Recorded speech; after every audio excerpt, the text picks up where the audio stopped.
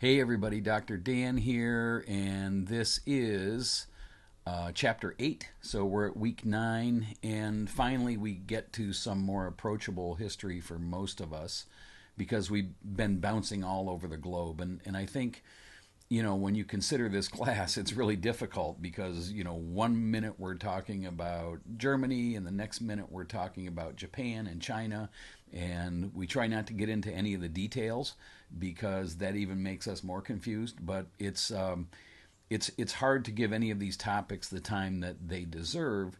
And that's especially true for this chapter and for me because this chapter finally gets into a little bit of modern American history that all of us can relate to. So, the chapter officially covers the United States, Canada, and Latin America since 1946 or 1945, but any attempt to do that by any historian or any professor is a fool's errand because there's just too much going on in the U.S. alone to do a deep dive into Canada and into Latin America. And admittedly, as far as my expertise and the knowledge I have, I'm much more versed on American history and European history than I am on Latin American history. So this week we're going to kind of give as far as the lecture goes, I'm not going to talk too much about Canada or Latin America, maybe make one or two big points, but I am going to talk a lot about the U.S. because I think that we live in a really interesting time. And I know that if you follow politics at all, Trump and Biden right now in this election and how polarized America is and what's going on with Black Lives Matter and the Me Too movement and COVID all at the same time, it's crazy, but you probably feel strongly about one side or the other. Either you're a Republican conservative supporter or you're a Democrat and you want things to change. So, that's where we're at right now in the U.S. And we're not going to get there today, even though the chapter 8 amazingly takes us all the way to Trump. But we're going to come back to that later. But what I want to do is I want to talk about sort of the core big things that happened in the U.S. since 1945, and hopefully I'm going to weave my own opinions in about politics and these big trends, and hopefully I won't offend anybody. I try to be neutral, but I do have opinions, and I'm sure some of them will come out as I go through this because there's a lot of stuff here. But at the same time, I hope you find this really interesting. Some of you who are a little older, you've lived through a lot of this stuff. I've lived through most everything I'm going to talk about, although I don't remember a lot of it because I was young. But at the same time, the closer we are to this history, the better we can understand it. And so we're going to go ahead and talk about what happened in the U.S. since 1945, and I have the clock running. I warn you, this lecture will probably go pretty long, but hopefully it'll be worth it. Now, we do have a quiz this week, and the quiz questions are mostly going to come out of the U.S. part, but there are reading notes posted on Blackboard, and as usual, most of the stuff I'm going to quiz on is either going to be highlighted or I'll mention it as I go through the lecture. So that's where we're at. So one of the things you notice, the chapter opens with the U.S., of course, and on the intro page, it really talks about two things. And the first thing it talks about, it has a little inset there with Lyndon B. Johnson. Okay, so he was the president after November of 1963. He was JFK's vice president. So when JFK was assassinated on November 22nd in 1963, Lyndon Johnson takes over. And he takes over and finishes Kennedy's term and then wins in a landslide for his next term. And he's a Democrat. And Johnson is kind of an enigma in a way because he is from Texas. He's a Texas Democrat, if you can imagine that, if you follow politics today. But he's a Texas Democrat, and really at one point in time, I mean, he is the prototypical Southerner, even supporting segregation laws at some points in time earlier in his career.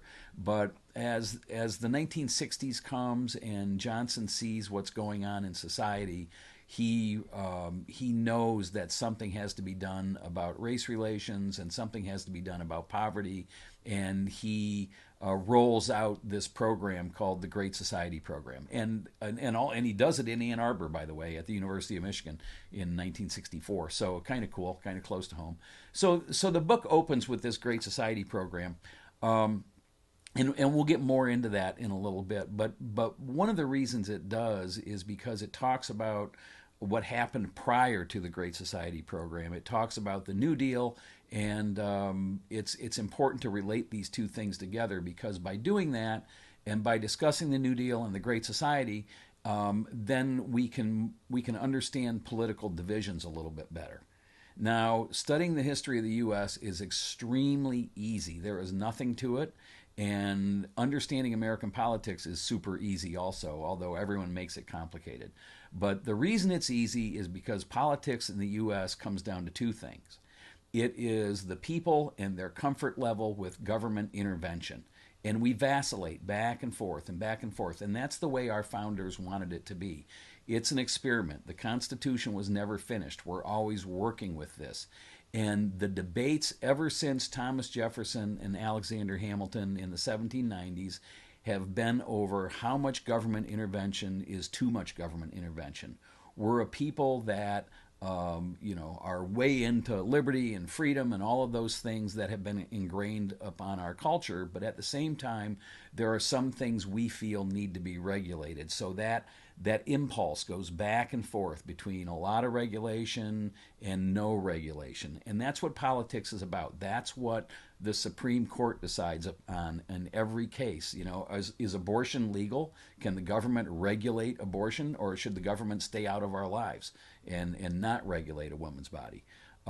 Is my neighbor polluting, in my yard with smoke or open burning or something? Is that imposing upon my rights? Should the government be able to say, hey, no open burning in residential areas, for example? So again, we vacillate back and forth between government intervention and no government intervention. Republicans right now, for example, are generally not in favor of much environmental regulation. In other words, if you make companies that generate electricity put special scrubbers on their smokestacks, or they can't use nuclear power because of regulation, whatever, then that makes the cost of energy go up, and then it impedes the liberty of that business person to do what they want to do. So all politics, all arguing, everything you can think of is all about how much government is too much government, both for personal liberties and also for business regulation. So just understand that. And when you read about politics, think about that. Immigration laws, the debates about building the wall, all of this stuff is how much government is too much government, and what can government do and what can't they do. So there's that part.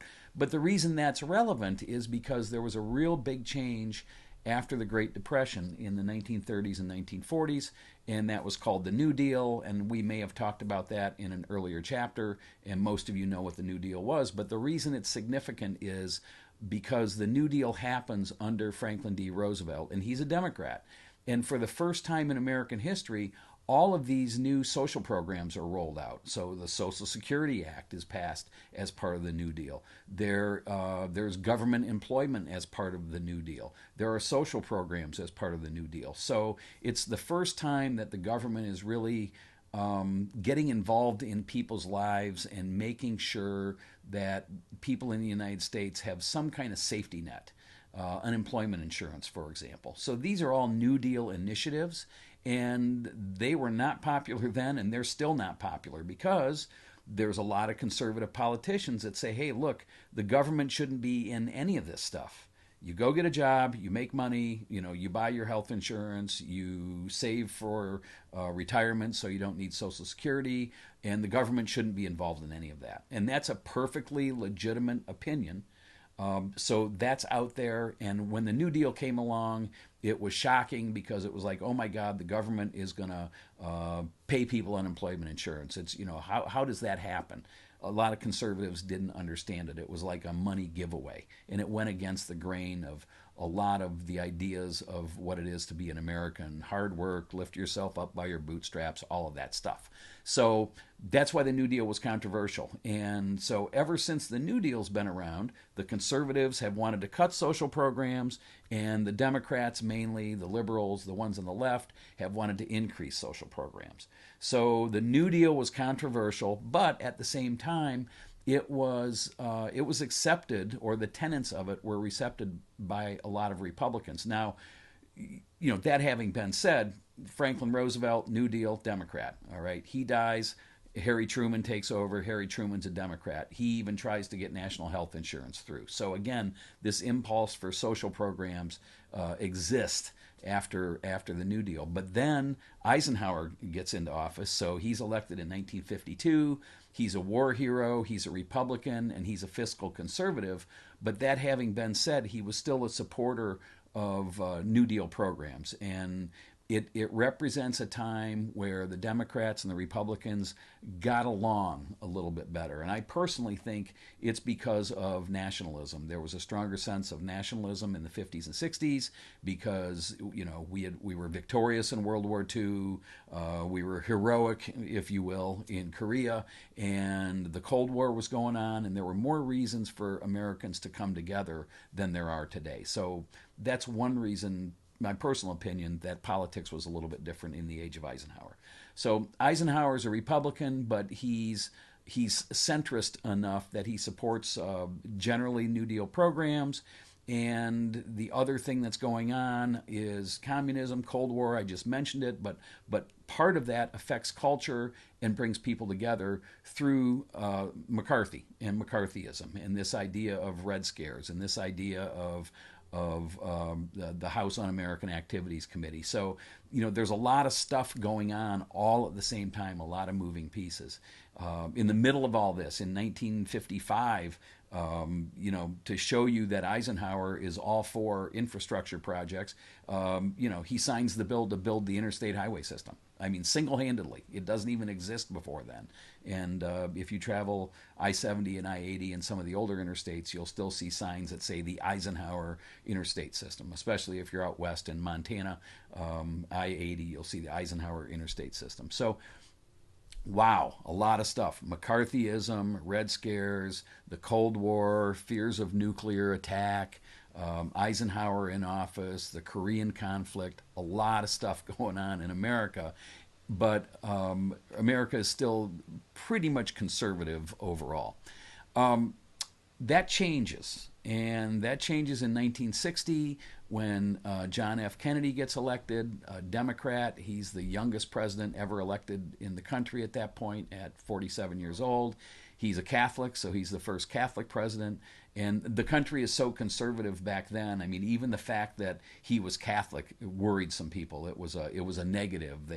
His opponents felt that the Pope could order the president around, and that wasn't good. So all of that stuff is going on. But Kennedy gets elected in 1960, and really starts the narrative on these social programs. So he's not really known as a civil rights guy, but starts to pay attention to civil rights and starts to draft some legislation and some initiatives that precede the Great Society. So Kennedy is definitely a liberal, and oh man, what else is going on during that time? The Russians go into space first, so the space race is happening. Kennedy says we're going to go to the moon by within the next 10 years in the 60s, and we have no idea that we're going to go to the moon. So there is a lot of stuff going on, but most all of it is really motivated or directed by the Cold War. So certainly NASA and the space race is motivated by the fact that the American government's afraid that Russia is going to take over in space, and they had every reason to believe that because of Sputnik and the first man in space. All of that stuff is Russian, so that's driven by the Cold War, and that actually helps the economy. The economy is also booming because of what Eisenhower called the military-industrial complex.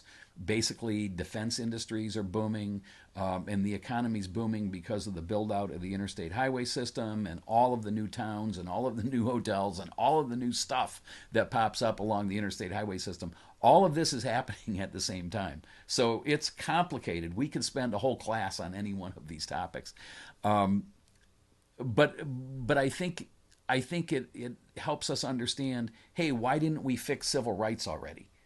Because there's so much stuff going on, or why didn't we do this, or why are we so far behind in national health care, for example? Well, we were spending all this money on defense or the space race. So there's all these threads, and it's what makes American history so rich and so complicated all at the same time.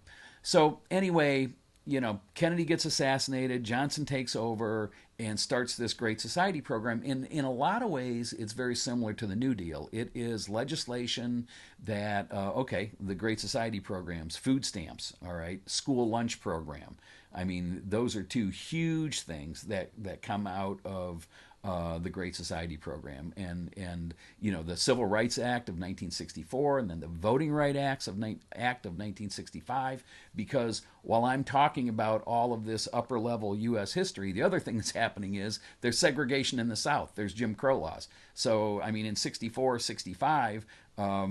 People of color and white people can't sit together in restaurants. Everything's segregated down there. So there's a crazy problem with civil rights in the South. But don't forget, what I just said was everything's related to the Cold War, the space race, the military-industrial complex, and the civil rights movement is directly tied to the Cold War, because what's happening is, as the U.S. is claiming, hey, we're the model society for the world, everybody's equal in the U.S., everything's cool, while we're saying that, the Russians are saying, you know what, American society isn't very good, because look at all of this rioting you have in the South. Look at this segregation that you have in the South. So now European nations, Russian nations, China, communist nations are all saying, hey, U.S., if you're, land of the free, why do you have all of these race issues? So people like Khrushchev and Brezhnev really drive the civil rights movement, because they're pointing out the flaws in American society. And our government takes notice of that, and especially Lyndon Johnson, because he's very anti-communist. And if the Russians are saying, we suck because we have racial issues, then he's going to do something about it. So that really motivated the Civil Rights Act of 1964, the Voting Rights Act of 1965. And so, not everything is done because, oh man, we feel sorry for these people getting discriminated against, we're going to fix it. That's not always the reason these things happen. Sometimes there's bigger political issues that drive it. So there's all that stuff going on, and it's a lot. But at the same time, boy, we haven't addressed segregation. We haven't talked about Brown versus the Board of Education that ends segregation in 1954 in schools. We haven't talked about Rachel Carson's book in 1962 that starts the environmental movement, a book called Silent Spring, which I have somewhere here. So Silent Spring, it might be backwards on the video, but Rachel Carson, great book. And so the environmental movement's going on. Betty Friedan writes The Feminine Mystique in 1963, and this idea of second wave feminism starts. So, and Vietnam is going on, the Vietnam War in 1972. Acid rain is discovered in New Hampshire. It sets off the whole, environmental movement all over again. And at the same time, Watergate happens. So, we have all this stuff going on. So just a little bit about Watergate, because it's important. So let's go through the presidents really quick. So, we talked about Kennedy getting in office. He's assassinated. Johnson takes over. All right. And next thing you know, Johnson decides not to run. And Nixon comes into office, and he's a Republican, and he's a communist hater for sure. And Nixon had several flaws. Actually, the country was doing okay with Nixon. The economy and everything else was doing okay. And as a Republican, he was really a centrist. So, who do you have to thank for the EPA and the Clean Water Act, Clean Air Act? It's all Nixon. It's all Republicans that did that, because the environmental issue was getting to be a big thing. So, that was Nixon. But Nixon's problem was that he was paranoid. He was politically paranoid.